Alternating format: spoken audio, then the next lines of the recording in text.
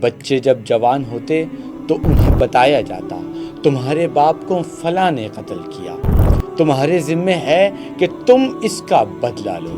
عرب میں عورت ایک گالی سمجھی جاتی تھی، اسے مال سمجھا جاتا تھا، وراثت میں تقسیم کیا جاتا تھا، بازاروں میں بیچا جاتا تھا۔ یہ واقعہ صرف واقعہ نہیں بلکہ جسم کے ہر ایک رونگٹے کو کھڑا دینے والا واقعہ بننے والا ہے۔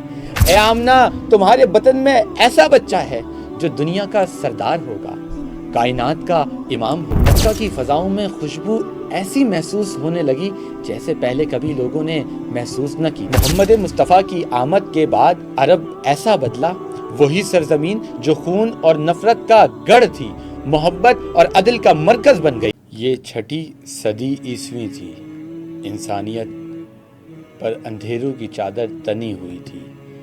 عرب کے صحراؤں میں ریت اڑتی تو اس کے ساتھ خون کی بو بھی شامل ہوتی تھی۔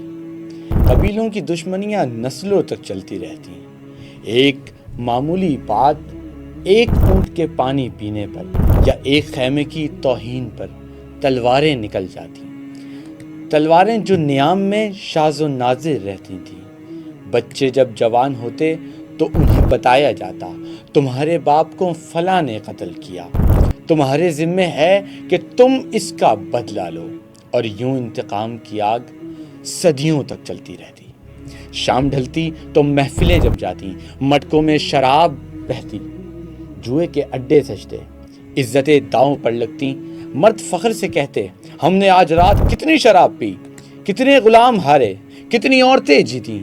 وہ ہنستے، کہکے لگاتے، مگر ان کہکوں کے پیچھے انسانیت کراہ رہی تھی۔ عرب میں عورت ایک گالی سمجھی جاتی تھی، اسے مال سمجھا جاتا تھا، وراثت میں تقسیم کیا جاتا تھا، بازاروں میں بیچا جاتا تھا۔ اگر شوہر مر جاتا تو بیوی بھی جائیداد کا حصہ سمجھی جاتی تھی۔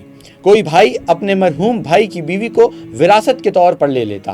یہ عورت کا مقام تھا، ایک انسان کا ٹکڑا، ایک چیز جسے عزت نہیں صرف ذلت ملی۔ لیکن سب سے دردناک ظلم وہ بیٹی کے ساتھ ہوتا۔ جب کسی گھر میں بیٹی کی پیدائش ہوتی، ماں کا چہرہ شرم سے جھک جاتا، باپ کی آنکھوں میں غصہ اور نفرت کی لالی بھر جاتی۔ قبیلے والے تانے دینے لگتے، فلاں کے گھر بیٹی پیدا ہوئی ہے، اور وہ مرد جو باہر شیر تھا گھر آ کر لرزنے لگتا کہ اب قبیلے میں میری ہنسی اڑے گی، کہ اب قبیلے کے لوگ مجھ پر ہنسا کریں گے۔ کئی دن وہ سوچتا رہتا، پھر فیصلہ کرتا۔ وہ معصوم کلی کو اپنی باہوں میں اٹھاتا، بیوی کی آنکھیں آنسوؤں سے بھر جاتی، مگر وہ مجبور رہتی۔ وہ سفاک باپ اپنی ننھی بچی کو لے کر جنگل کی طرف نکلتا۔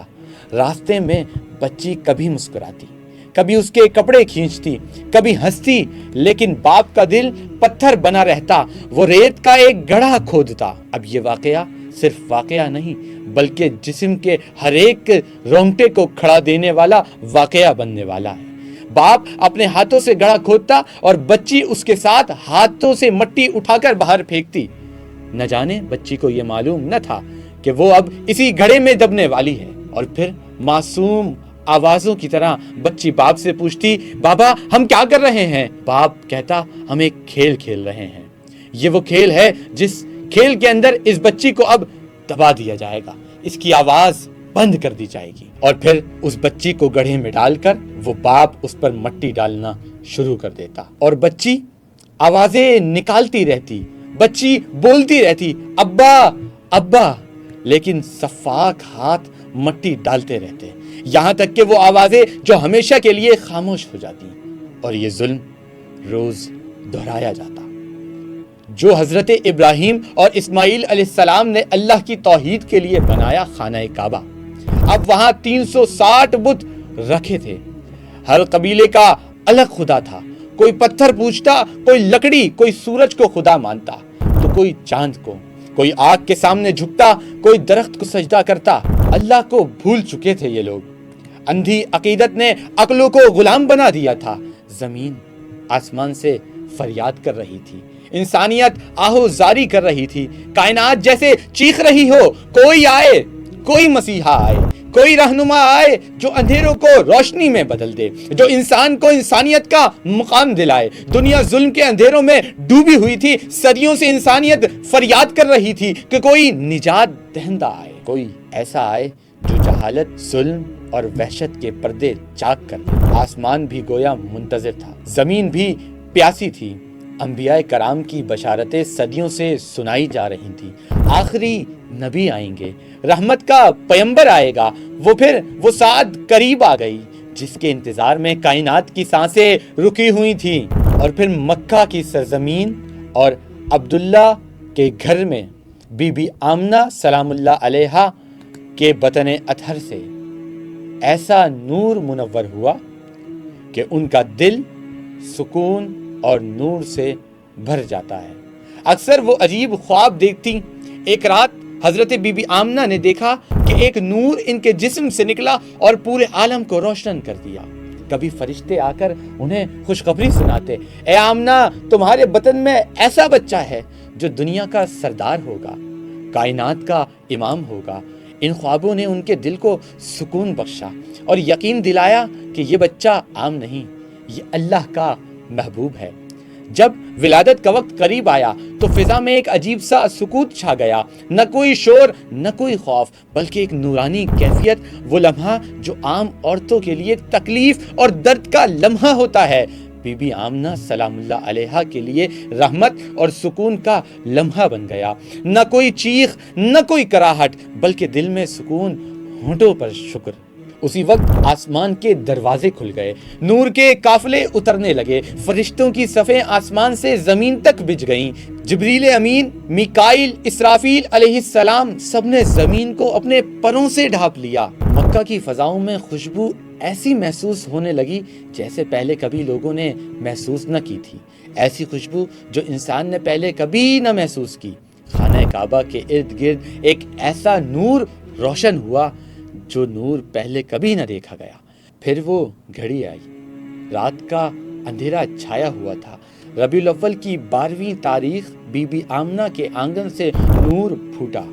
رسول اللہ صلی اللہ علیہ وآلہ وسلم دنیا میں رحمت بن کر تشریف لائے۔ آپ صلی اللہ علیہ وآلہ وسلم کی ولادت کے ساتھ ہی کائنات میں انقلاب کی پہلی لہر دوڑ گئی۔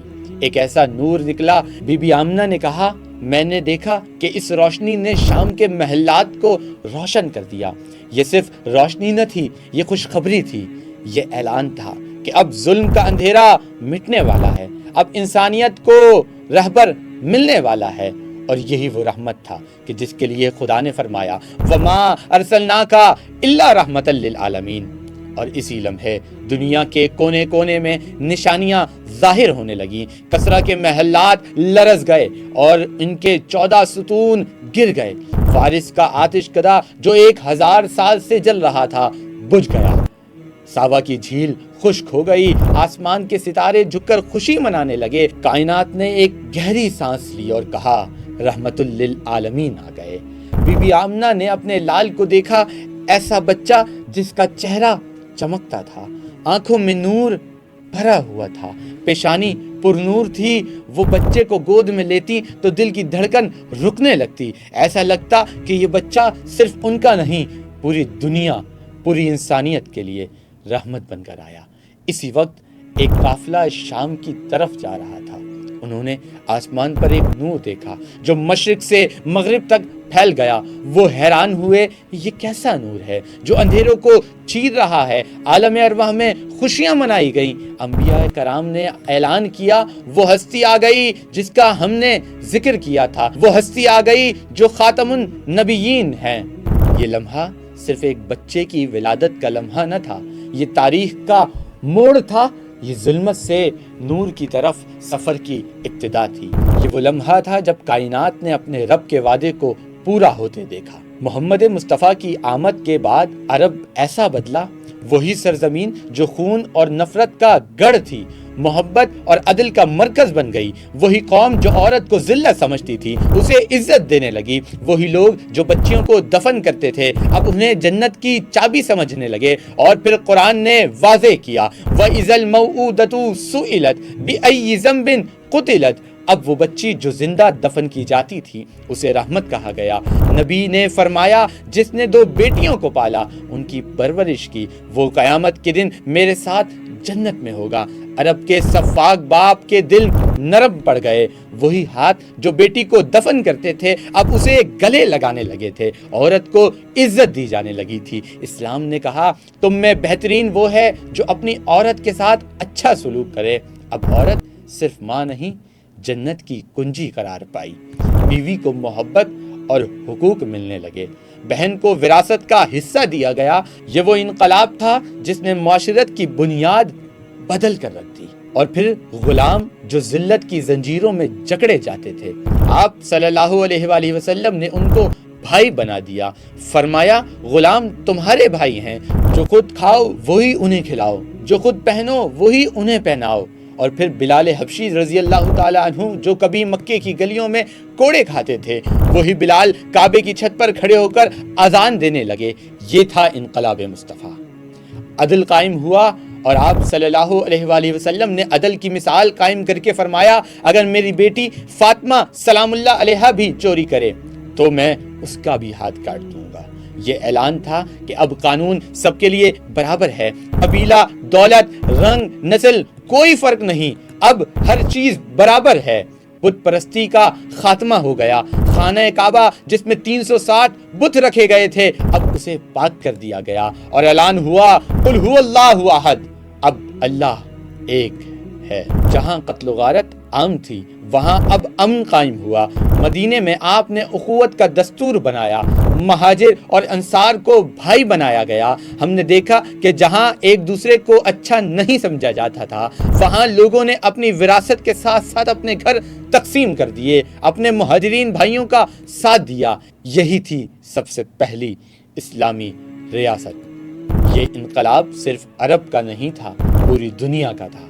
یورپ، افریقہ، ایشیا سب نے اس روشنی کو دیکھا۔ علم کے دروازے کھلے، انسان کے چراغ روشن ہوئے، غلامی کی زنجیریں ٹوٹ گئیں، عورت کو مقام ملا، بچوں کو محبت ملی، انسان کو انسانیت ملی۔ یہ انقلاب ایک دن میں نہ آیا بلکہ ایک انسان کی زندگی میں آیا۔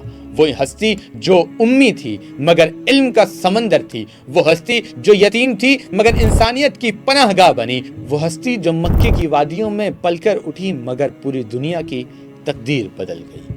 یہ محمد مصطفیٰ صلی اللہ علیہ وآلہ وسلم کی آمد تھی۔ یہ اندھیروں سے روشنی کا سفر تھا، یہ انسانیت کے لیے سب سے بڑی خوشخبری تھی، یہ انقلاب مصطفیٰ تھا۔ یہی مصطفیٰ صلی اللہ علیہ وآلہ وسلم کی ولادت تھی جو کہ 12 ربیع الاول کے دن، اور پھر یہی انقلاب مصطفیٰ تھا جس انقلاب نے پوری دنیا کو بدل کر رکھ دیا، عرب کو بدل کر رکھ دیا۔ بنتا ہی نہیں تھا کوئی معیار دو عالم، اس واسطے بھیجے گئے سرکار دو عالم، توقیر بڑھائی گئی افلاک و زمیں کی، پہنائی گئی آپ کو دستار دو عالم۔